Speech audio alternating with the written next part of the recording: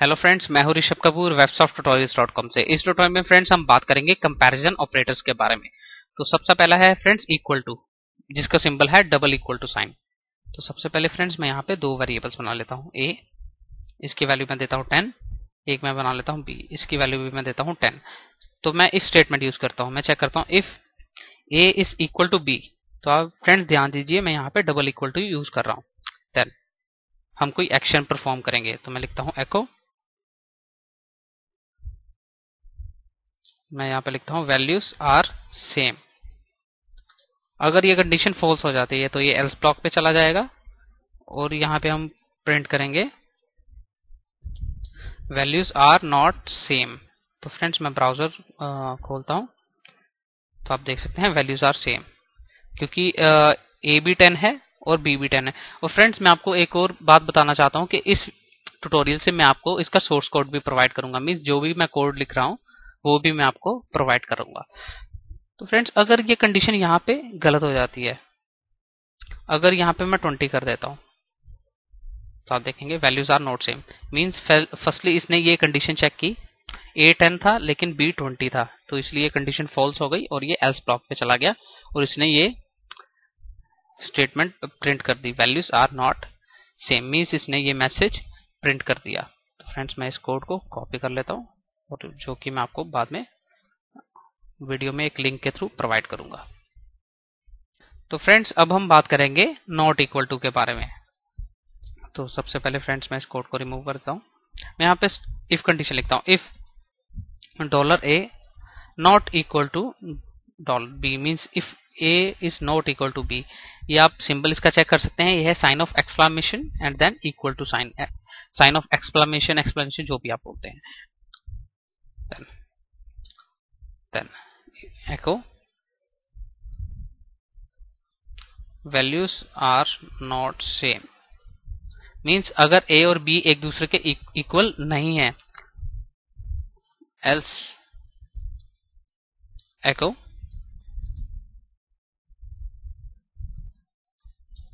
values are same। तो friends सबसे पहले क्या होगा, ये सबसे पहले कंडीशन को चेक करेगा। अगर a और b एक दूसरे के इक्वल नहीं है देन ये इफ ब्लॉक पे जाएगा। अदरवाइज अगर ये एक दूसरे के इक्वल हुए देन ये एल्स ब्लॉक पे जाएगा। तो फ्रेंड्स हम ब्राउजर में जाते हैं, इसको रिफ्रेश करते हैं। Values are not same means पहले ये इस ब्लॉक पे गया, इसको वैल्यूज सेम नहीं मिली। मीन्स 10 ए 10 है बी 20 है, जो कि सेम नहीं है, इसलिए इसने इस मैसेज को प्रिंट कर दिया values are not same. Friends अगर मैं यहाँ पे 10 कर देता हूँ, अब क्या हुआ, ए 10 है और बी भी 10 है। मीन्स ये इक्वल टू एक दूसरे के इक्वल हुए, जिसके कारण ये कंडीशन रॉन्ग हो गई, इसलिए एल्स ब्लॉक पे जाएगा और ये इस मैसेज को प्रिंट करेगा वैल्यूज आर सेम। तो आप देखेंगे वैल्यूज आर सेम। तो फ्रेंड्स इसका एक और सिंबल है, ये है लेस देन और ग्रेटर देन साइन। मीन्स अगर आप ये सिंबल छोड़ के आप ये सिंबल यूज करना चाहते हैं less than greater than sign, तब भी ये सेम वर्किंग करेगा। आप रिफ्रेश करके चेक कर सकते हैं पेज को। तो फ्रेंड्स इसके बाद हम बात करेंगे ग्रेटर देन साइन की। तो फ्रेंड्स सबसे पहले मैं इस कोड को यहाँ पे मैं इस कोड को मैं कॉपी करके रख लेता हूँ, जो कि मैं आपको बाद में प्रोवाइड करूंगा। तो फ्रेंड्स अब हम बात करेंगे ग्रेटर देन साइन की। सपोज फ्रेंड्स आप एक एप्लीकेशन बनाना चाहते हैं कि मीन्स वही स्टूडेंट्स या वही पर्सन वोटिंग कर सके जिनकी एज 18 ईयर से ज्यादा है। तो सबसे पहले मैं एक वेरिएबल बनाता हूँ एज, जिसको मैं वैल्यू देता हूँ 20 और यहाँ पे मैं इफ कंडीशन लगाता हूँ if age is greater than 18। Means अगर एज 18 साल से ज्यादा है, मीन्स 18 ईयर से ज्यादा है, देन क्या हो, एक मैसेज प्रिंट करे यस यू आर एलिजिबल।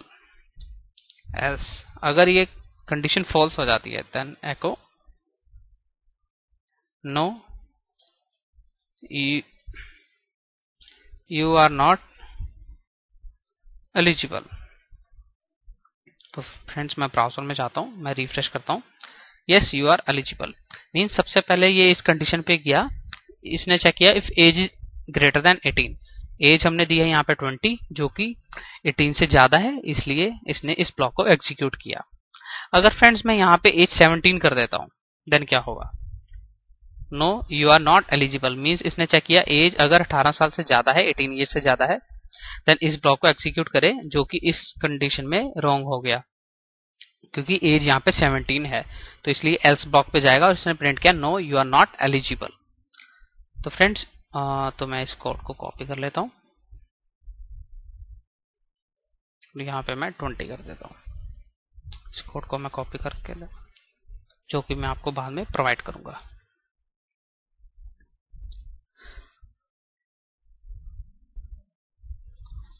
तो फ्रेंड्स अब हम बात करेंगे ग्रेटर देन और इक्वल टू।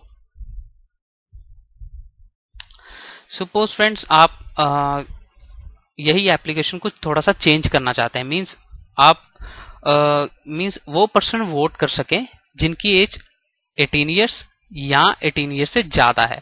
पहले हम क्या चेक कर रहे थे? 18 ईयर से ज्यादा।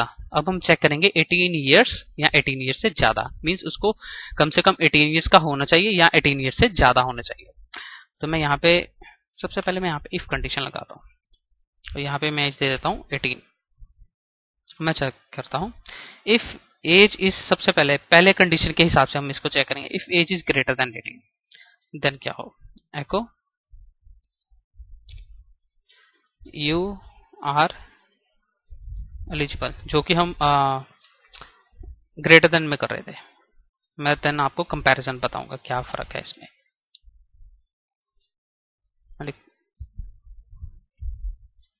No you are not eligible, तो मैं ब्राउजर को मैं जाता हूँ, refresh, no you are not eligible.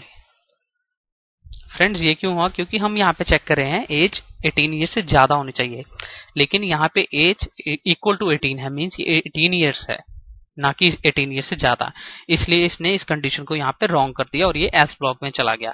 तो अगर हम चेक करना चाहते हैं यहाँ 18 ईयर्स या 18 ईयर से ज्यादा हो, देन हम यूज करेंगे ग्रेटर देन और equal to, greater than sign then equal to, means यहाँ एज 18 ईयर से ज्यादा या इक्वल टू 18 ईयर्स, मींस यहाँ 18 ईयर्स या 18 ईयर से ज्यादा। तो अब क्या करेगा? ये चेक करेगा if age is greater than और इक्वल टू 18, तो यहाँ पे ये इक्वल टू 18 है, इसलिए इसने इस कंडीशन को ट्रू किया और ये इस ब्लॉक पे चला जाएगा। तो मैं रिफ्रेश करता हूँ, यू आर एलिजिबल, तो आप देख सकते हैं। तो मैं इस कोड को कॉपी कर लेता हूँ।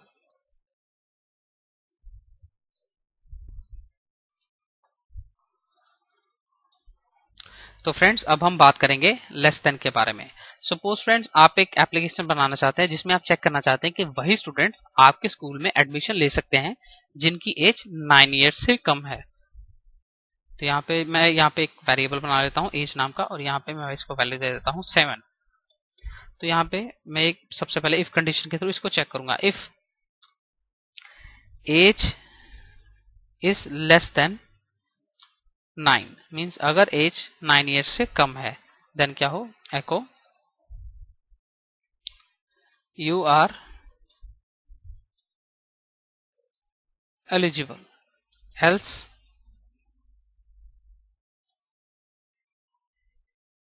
एको यू आर नॉट एलिजिबल।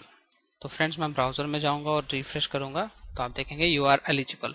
तो फ्रेंड्स क्या हुआ? सबसे पहले ये इस कंडीशन पे चेक किया, इसने चेक किया अगर एज 9 से कम है, मीन 9 ईयर से कम है, तो यहाँ पे एज हमने दी है 7 जो कि 9 से कम है, तो ये इस कंडीशन को ट्रू कर देगा और ये इस ब्लॉक को एग्जीक्यूट करेगा और ये इस मैसेज को प्रिंट करेगा यू आर एलिजिबल।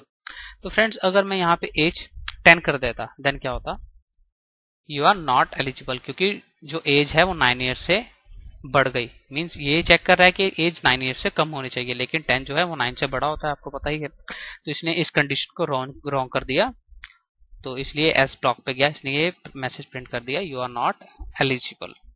तो फ्रेंड्स मैं इस कोड को कॉपी कर लेता हूँ।